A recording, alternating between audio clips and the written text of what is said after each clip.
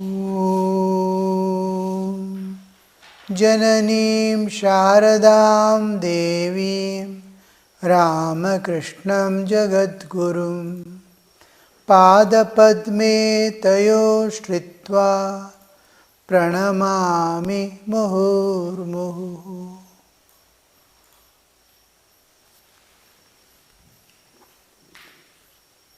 Regarding Naren, Sri Ramakrishna is introducing as if Naren to the world. He is just around 18 years,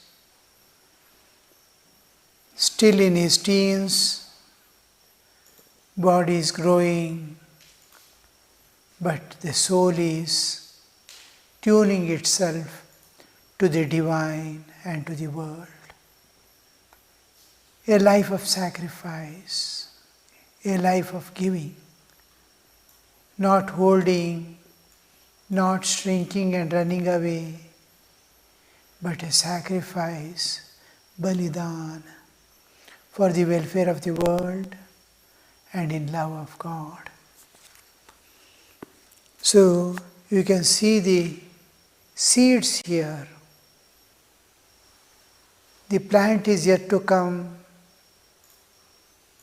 It is yet to grow, it is yet to leave the flowers bloom out and yet the fruits to come out. You can see the whole thing in seed form, just germinating.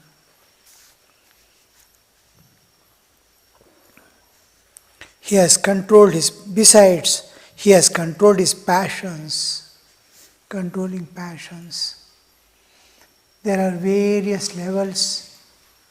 The inner desires, on one side nature's promptings, other side the cravings that we inherit from the many births. A human existence, though it begins with human existence, it passes through various species and lives in various planes of existence according to the karmic load. Finally, it passes through the process of evolution designed by nature and ultimately reaches the source back. From perfection we come, pass through the imperfection, reach back the perfection. The struggle goes on and on till we reach back. The nature doesn't allow. Giving the pains and pleasures, joys and sorrows, miseries and elations. The nature takes the soul back to the source. The whole thing is but an experience of God in an unknown way. Except God, nothing is there. It has descended from God. The universe also is manifestation of God, the absolute existence, from which the relative comes. Just because of identification with the body, we see a world, multifarious world, and we fall in the karmic cycle and pass through many lives. Every experience is experiencing God. God has pain, God has pleasure, God has insults, God has praises, God has worship, God has condemnation. All these experiences the jiva is passing through, being tossed and tortured, ordeals, so many things it passes through. Finally, when emerging out of all this dream, he'll be laughing, oh, everything was a dream. Nothing existed. From nothing, All this was being seen. So, one of the Kannada poets, Purandaradasa, he tells about the whole universe standing on the edge of the point of a thorn, muldina kone. You can imagine the pinhead. On the pinhead, the universe is standing. The pinhead is so small, and how small the universe could be. In that universe, everything happened. Exactly like our dream. So many things happened. When we woke up, nothing was there. When we were experiencing the dream world, even when we were experiencing dream world was not there. Like that we are experiencing that which is not there. What was there in dream? Only mind. One mind was appearing as many. Here one God is appearing as. The dream, when we pass through pains and pleasures, fears and anxiety in dream, it was we are experiencing only mind, our own mind. Nothing else is there except our mind, not somebody's mind also. My own mind I am experiencing as a world of movement, of cognition, of motion. Everything is moving about. I can cognize. Everything is there, but nothing is there. Only mind is. I am experiencing my mind as this world. Similarly, I am experiencing myself there. God and myself are one. Myself there as this universe. Then when we wake up from this dream, we see something else. Oh. And while coming down, again when we go to dream, again the dream continues. Waking up once from the dream doesn't end. But when we wake up from this dream, that's why we say that it's the absolute reality. Why do we call it absolute realities? When we come back, we no more see the world again.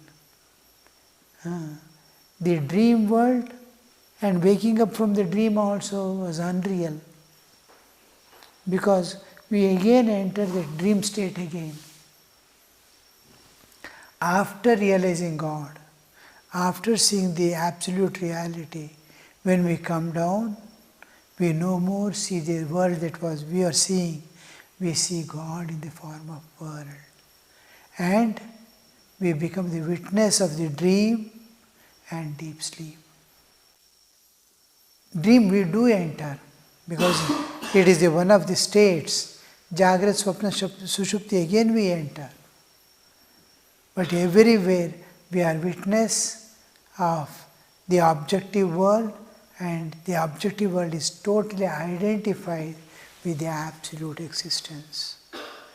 We become witness of this world fully, and only one content is there, the Brahman. Brahman is appearing as all this.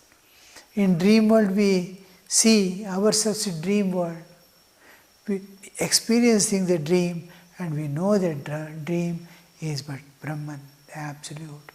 It is identified each time, whatever state we are, it is identified with Brahman, and we are witness of the other two states also. We are witness of all the. Once you realize God, in essence, then you are witness of all the three states at a time. You are in waking state and you know what is happening in the dream state and in deep sleep.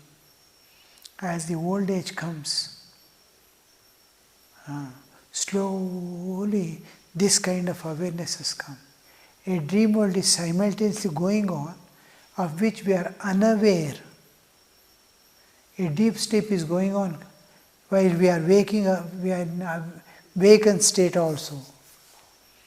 We are awake, and simultaneously two more is happening which we are not aware. But in old age, the reality of the waking world becomes dull, unrecognized. It is almost equal, is able to experience because this subsides, this world subsides. The other two, especially the dream world, becomes a little more visible, a partially as if he is looking through a dull glass, not opaque but translucent glass, not transparent, or just a screen, thin screen through which you can see the other side not clearly. Like that you will be dream and waking almost clashes. In extreme old age, the confusion like talking something, they are seeing something which is not there. For normal man, he says, oh, this is old age, arulu muralu. He is seeing something and telling something. But we are doing the same thing now. We are witness of the one state and telling this one. Others are all witness. But if I am able to visualize my other state, and if I don't know it's Brahman, then I will be talking the two together. I will be answering some people in my dream, in waking state. People will be misunderstanding. It is an experience. They are experiencing it, which we will experience when we enter to dream. They are partially experiencing the waking state because of the value of the physical world has gone down. Unreality. All things have gone down. Only inner problems alone are lying, and those are manifesting in dreamlike state, and they speak about it. And we think they have gone off. No, they are on only, not off. They are seeing something which we are not able to see. They are in a better state. They are able to see a little of their inner also. When we are in waking state, our dream state is totally blocked. For them, little open, not fully open. So that is the thing. So here we are thinking of passion working at various levels of our existence. And as passion, controlled his passions, has controlled his passions. Passions are mostly associated with heart, emotions. Passions are always connected with emotions. I am emotionally involved with everything. With myself and with others, with the world, I am emotionally involved. Here, the intellect participates in helping to fulfill our desires and ambitions. Passions are there. It can be base passions or the better passions. He is passionate towards some art, passionate towards passionate towards base desires, worthless desires, demands of the flesh. These things are also passions. When these passions are controlled, it can be diverted towards anything. Sri Ramakrishna says about Mod Pirano, Kama, Krodha, Lobha, Moha, Mada, Matsarya. There are two aspects. One is nature's prompting, and then one is what we have acquired life after life. The tendencies that is created by repeated experiencing. Enjoyments, worldly enjoyments. I go on enjoying lives after lives. It creates a momentum, it makes me drive. And nature also drives. In animals and all, only nature's drive is there. In humans, apart from nature, nature's drive, he has his own craving, which he has acquired through various lives, passing through various lives and running after this world. So, double the drives human has. So, when the passions, suppose kama, krodha, lobha, moha, all these turning towards God, turning kama towards God, turning krodha towards God, what does it mean? I'll go and break the image, anger. Or I will break the head of the pujari. What do I do? How do you turn? We cannot turn the end point. We turn the power which is behind. There is some power which is driving that for anger, restlessness. That power is diverted here. Just like now fan is running, electricity is making it run. I divert that electricity for lighting. It is more pirana. The energy that is being spent in anger is stored, retreated, is taken back and diverted towards God in different way. In whatever way it is favorable to us. I have my nature. I can love. I can reason out. I can see. I can demand. All these are, I can turn towards the divine. I can love God. I can seek God. I can pray to God. I can ask, I can demand. All these things which I would have done, forced on the world, now I am forcing in a different way on the God. So always remember, we can't end point and the starting point. The instrument or the system and the power behind. Computer is working, it's a system. Fan is working, it's a system. Behind that is the power that makes it work. This power is diverted.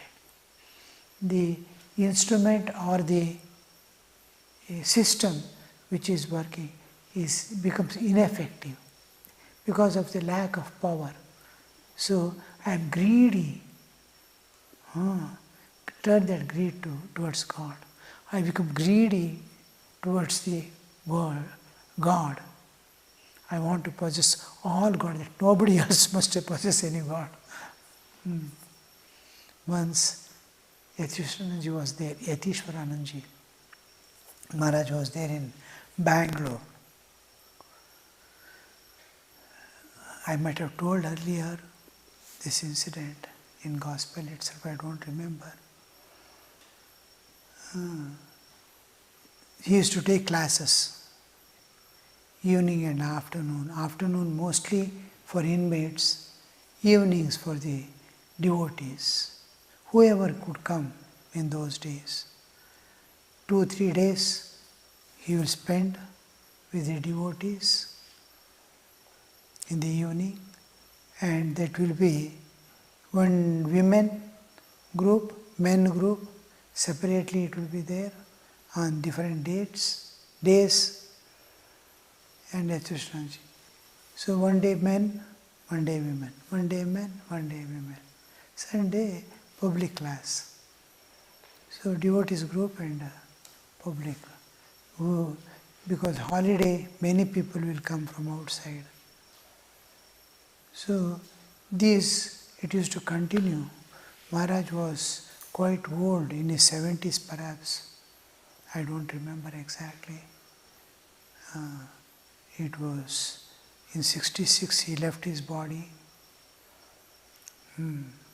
So Before that, maybe 2-3 years before, whole life he has spent is towards the fag end of his life. The devotees used to come, women devotees used to be there. When women devotees used to come, he used to put his socks, cap, everything. His cap used to be there. And one inmate will be there, one brahmachari or sadhu. And Maharaj used to sit and take classes. And it so happened, at the end of the class, there will be question and answers. In question and answers, when class is ending, one of the women asked, Maharaj, I want to ask you something, will you give? Maharaj was surprised. What can a devotee ask for? What do you want? That woman told, if you promise me you will give, then I will tell. Now what Swami? Swamiji said, if I possess, if I have, I will give you. Suppose you ask me, give me India, I cannot give something, anything which I cannot give, I don't possess. Whatever I possess is within my reach, I will give you. Then she said, I want your shrine. The shrine will be given by the senior Swami on the day of joining almost Thakur Mother Swamiji's image. That will be kept by the sadhu, wherever he goes, he will travel with it, 3 in 1. And whole life it will be with him, one japamala, one photo of Thakur Mother Swamiji, and a gospel of Sri Ramakrishna. A few things are his property, only property. He may not have money, he may not have clothes also, but these things, whole life, they keep with them. And she has asked, how much of tears we spend in front of that shrine. We don't have any place or any person to go and unload our grief or problems. So everything they will go and offer it in the shrine of our room. In the room, on small table, on that a small kerchief is spread, and keep that photo. Wipe every day with wet tissue and dry tissue, or wet cloth and dry cloth. Keep one flower, burn one incense. Whole life we continue this. Almost all sadhus have this. And everything, whole life, anything, even scolding, some problems coming, something praising, everything we go and offer there. Somebody praises me, oh Lord, it's yours. It's yours. Somebody blames me, it's yours. I am yours. As I am, I have offered to you. So everything is that picture, all his emotions, passions are offered there. And she has asked, Maharaj, become silent. He doesn't, he just closes his eyes and sits there. The woman will immediately know, I have done some mistake. I should not have asked. For a few minutes he will silently sit. Then opens. Everybody is anxious.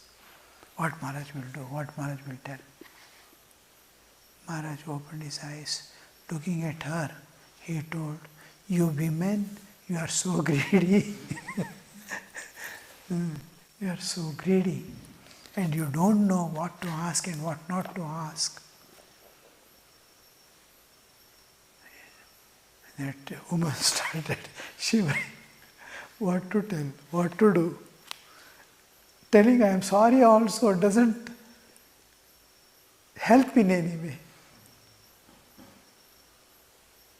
Then Maharaj left a short silence and told, yes, I am giving that to you. But it's good to be greedy about God, about things like this. I will give you. He went, brought it, give it away. One day we have to part from everything. Nothing comes with us yet. That is the last thing they bow down and go, leave the body. Japmala, the last, till the hand is able to move. I saw recently a person passing away, few days back, few weeks back, a week back or so, little more, 1.5 weeks back. Extreme old age, not able to respond to any call. But when the people say Ram Ram, Ram Ram, Ram Ram, his hands used to move. That Japamala, Ram Ram. Ram Ram Ram means he will take something, he will feel that he has taken the Japamala and start doing. How they reflex, working, you see, God's name. Every cell will be pervaded by that awareness. This is turning our passions towards greed. It is good to be greedy about these things. So, the same thing, what they would turn to the world, she would have asked, I want a new saree or some ornament. No, she is asking for same greed, same desire, same thing to possess. Now she is possessing something which is going to help her evolution to divinehood, which is making her divine manifest. So here we see the two things in Swamiji's life. Swamiji represents an entirely different ideal, a different attitude, understanding, a different approach to the human existence.